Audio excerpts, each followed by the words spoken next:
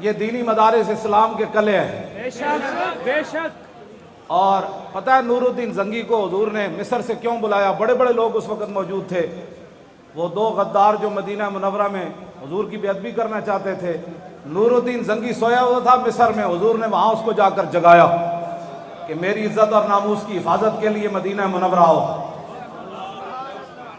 تو پتہ ہے کیوں بلایا نور الدین زنگی کو؟ ہمارے بزرگوں نے لکھا نور الدین زنگی میں 3 باتیں تھیں جو کسی اور حکمران میں نہیں تھی۔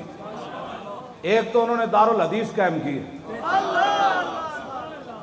پوری اپنی سلطنت میں بڑے بڑے دارالحدیث قائم کیے، جیسے شادی ہال یہاں بنائے جا رہے ہیں، پلازے بنائے جا رہے ہیں۔ اس نے اپنے دور حکومت میں بڑے بڑے پلازے بنائے، بڑی بڑی بلڈنگیں بنائی، اور بڑی بڑی علماء کو تنخواہیں دیں، فرمایا یہاں بیٹھ کر حضور کی حدیث پڑھاؤ۔ ایک تو اس کے اندر کمال یہ تھا۔ دوسرا اس نے دینی مدارس بنائے اور دینی کتابیں مفت چھاپ کر تقسیم کی، یعنی مفت لکھوا کر۔ آپ کہیں گے چھاپے خانے تو نہیں ہوتے تھے؟ کاتبوں کو بلایا، فرمایا جتنی مرضی تنخواہ لو، دینی کتابیں لکھ کر مفت شائع کرو۔ سبحان اللہ۔ دینی مدرسے بنائے بے شک۔ اور دینی کتابیں مفت چھا کر تقسیم کی۔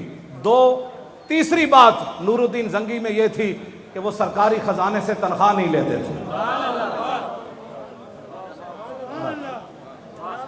تو جو دینی مدارس کے خلاف بات کر رہے ہیں وہ ذرا سوچیں، حضور تو اس بندے سے خوش ہوتے ہیں جو دینی مدرسے بنائے، بے شک۔ جو دینی کتابیں چھاپے، جو دارالحدیث قائم کرے، علماء کو تنخواہیں دے، بھائی یہاں حضور کی حدیثیں پڑھاؤ۔ اور تیسرا یہ ہے کہ وہ سرکاری خزانے سے تنخواہ بھی نہ لے۔ یہ 3 باتیں تھیں نور الدین زنگی کی جو حضور نے مصر میں جا کر ان کو جگایا، فرمایا اٹھو میری عزت کے لیے مدینے پہنچ۔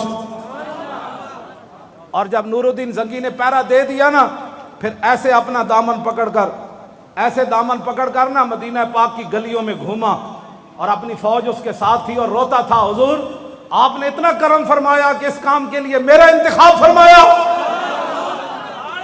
آپ خدا کا شکر ادا کریں جو آپ کو غلط باتیں کہتے ہیں نا، یہ لبیک والوں کے ساتھ لگ کر آپ خراب ہو رہے ہیں۔ انہیں کہا جلیا ہوئے میں لبیک آلے تھا میری نسلیں بھی احسان نہیں چکا سکن گیاں۔ لبیک آلے کتنے عظیم لوگ ہیں جنہیں میں نے در رسول تک پہنچا دیتا۔ ہاں جی، لبیک یا رسول اللہ، لبیک یا رسول اللہ، لبیک لبیک یا رسول اللہ، لبیک لبیک یا رسول اللہ، بے نیازی ناز ہا دارت بسے۔ اقبال کہتا بے نیازی بھی اپنے بڑے ڈھنگ رکھ دی، ناز او انداز ہا دارت بسے۔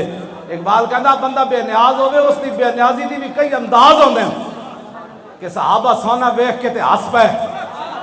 فرمایا یہ اللہ رسول کا دشمن ہمارا امتحان لینا چاہتا ہے کہ ہم سونے کی طرف دوڑنے والے ہیں۔ ہم نے جن محبوب کا کلمہ پڑھا ہے انہوں نے ہماری نگاہوں میں سونا اور مٹی برابر کر کے رکھا ہے۔ اقبال کہتا ہر کجا بھی نہیں جہاں میں رنگ و بو، آنکھ از خاکش برویت جستجو، یاز نور مصطفیٰ اورا بہارست، یا ہنوز اندر تلاش مصطفیٰ است۔ مزید ویڈیوز اور اپڈیٹس کے لیے یوٹیوب پر علامہ Khadim Hussain Rizvi official channel subscribe کریں اور بیل آئیکن پر بھی کلک کریں۔